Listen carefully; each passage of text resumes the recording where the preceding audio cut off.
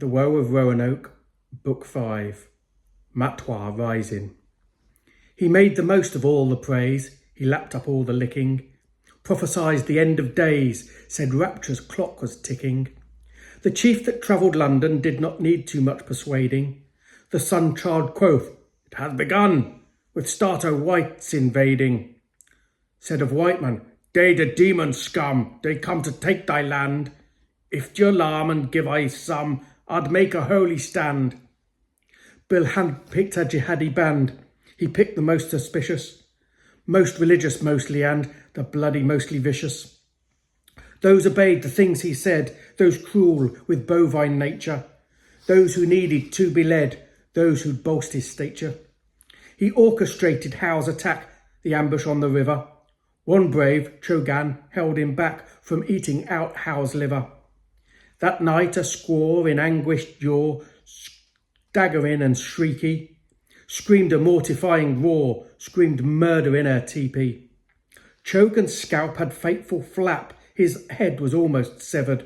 No eyes, crow claws stuffed in the gap, slack mouth stuffed black with feathers.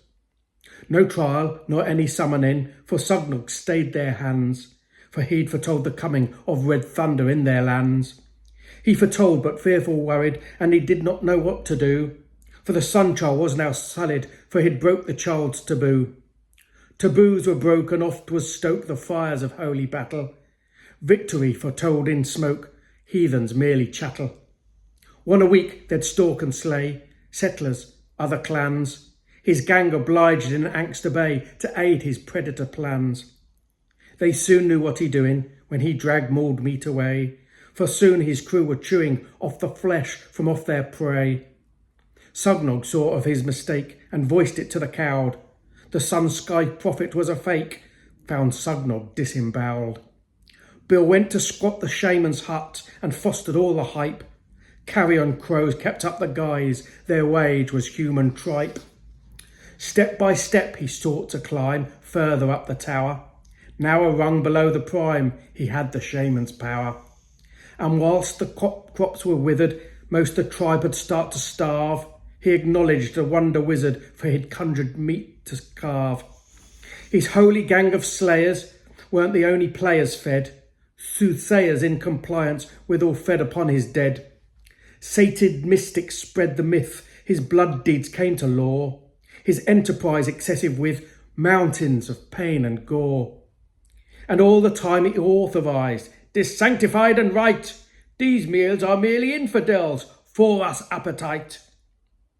A sickness swept over the tribe. The flux cut half them down.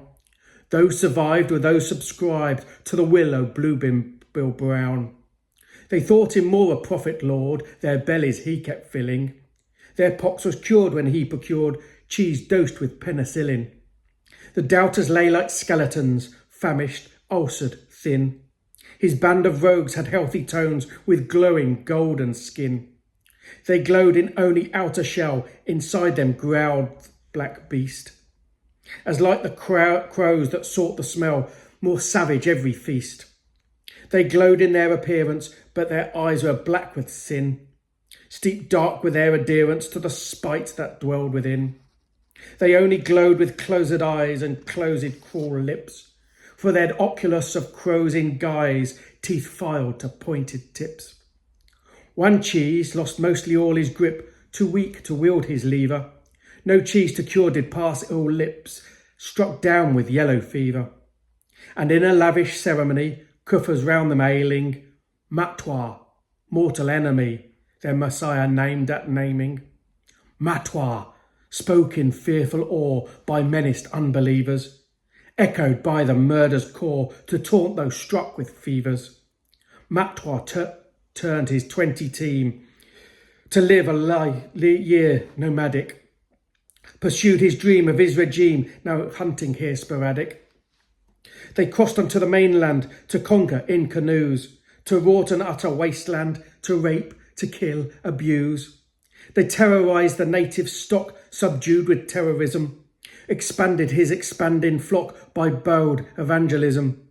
They found a camp of Negroes and slaughtered all but 3, the 3 with savage egos who joined the company. and in recruit from other tribes, those sloughed in decadence, chose Indians with vicious vibes, some 7 secatons. 6 settlers too, who'd evil view, each with a villain story, who'd fled the fort to join the crew, led by Charlie Flory. 37 men-at-arms, marauders, Matwa leading, terrorising native farms, 10 squaws were farmed for breeding. They terrorised the other tribes who praised or paid a tax. To stay alive they paid this bribe or suffered ghastly acts. On their return with Matwa grown as big as the biggest brave, with high desire to seize the throne, to show Wan Cheese his grave. Wan Cheese was fading, dying, but he still held off his homage, his deity denying, held back the healing stale fromage. Near Yuletide and with smattered snow, the old chieftain à la mort, Chief Matwa had designs to go attack the settlers' fort. He painted all his warriors red, their faces corvus black, to fill his foe of frigid dread in the night attack. Naked painted warriors tooled up to paint pointed teeth, they filed behind their glorious anointed lord of death. Cruel cannibals swarmed the silent grove, midnight, Christmas Eve. They stunned and beat and roped and drove the pale pilgrims to the sea.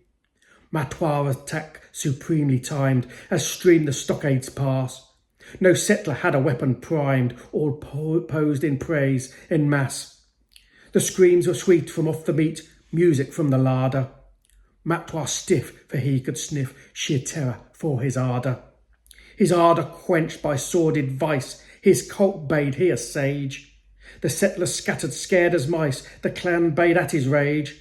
Bayed at buggered Tony Cage, who dared to bear a crucifix, shredded by the lunatic.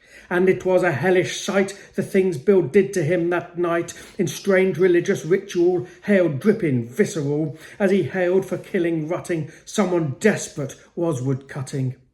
No musket prime, but carved a sign, Tom Stephen etched a pine. Prayed in time, the Croatan, Krav Matwa, for this crime.